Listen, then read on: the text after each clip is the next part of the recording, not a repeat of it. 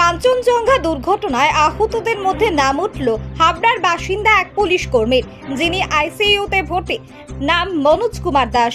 মাত্র 2 বছর আগে চাকরি পেয়ে শিলিগুড়ি পুলিশ লাইনে কর্মরত ছিল মনোজ। জামাই ষষ্ঠীতে ছুটি মেলেনি, তাই বাড়িতে ফিরে শ্বশুর বাড়ি ঘুরতে যাবার কথা ছিল মনোজের। ছুটি নিয়ে গত সোমবার বাড়ির উদ্দেশ্যে রওনা হয়েছিল মনোজ। এর মাঝেই কাঞ্চনজঙ্ঘা এক্সপ্রেসের দুর্ঘটনার কারণে গুরুতর আহত হন তিনি। উদ্ধারকারীরা তাকে নিয়ে উত্তরবঙ্গ মেডিকেল কলেজ হাসপাতালে নিয়ে গেলে সেখানে আইসিইউতে বর্তমানে চিকিৎসাধীন রয়েছে মনোজ। মনোজের বাবা বলেন, ঘটনার আগের দিন ছেলের সঙ্গে আমার কথা হয়েছে। ঘটনা ঘটার পরে হসপিটালে ভর্তি হয়ে গেলে তারপর ছেলের সঙ্গে আমার কথা হয়েছে। ছেলে বলেছে, আমি ভালো আছি, তোমরা ভালো থেকো।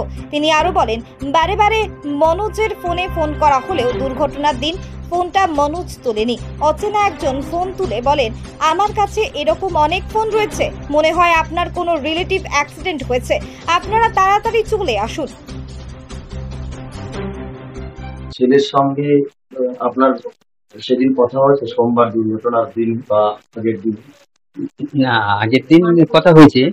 দুর্ঘটনার দিন আমার সঙ্গে পরে হসপিটালে ভর্তি হওয়ার পরে কথা হয়েছে। মানে ছেলের সঙ্গে কথা বলেছে না অন্য কোনো? না, ছেলের সঙ্গে কথা বলেছে।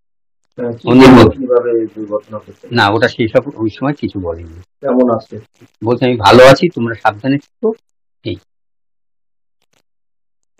দুর্ঘটনার পরে ছেলেকে অনেকক্ষণ ফোন করেছিলেন আপনি? হ্যাঁ, ফোনে পাচ্ছিলেন না, ফোনে পাইনি। পরে কিভাবে খবর জানতেন?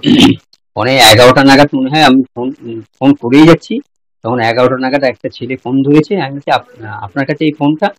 তা বলছে, আমার কাছে প্রচুর ফোন আছে, আপনার মনে হয় আপনাদের কেউ রিলেটিভ অ্যাক্সিডেন্ট হয়েছে, আপনার বাড়ির লোকরা থাকেন করে। তারপরে আপনি ওদের খবর জানান? হ্যাঁ, তারপরে আমি সঙ্গে সঙ্গে আমার যে ইয়ে আছে জলপাইগুড়িতে, তার সঙ্গে ফোনে কথা বলি। তখনও বললো যে না, আমরা অনেক আগেই খবর করছি, ও অলরেডি বেডে হয়ে গেছে, ও ট্রিটমেন্ট হচ্ছে, আমাদের সঙ্গে কথাবার্তা হয়েছে, কাকার সঙ্গে কথাবার্তা হয়েছে।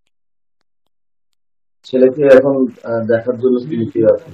হ্যাঁ, ছেলের জন্য এখন দেখার খুবই আমাদের চিন্তিত প্রাণী, আমরা দেখার জন্য খুব ব্যস্ত।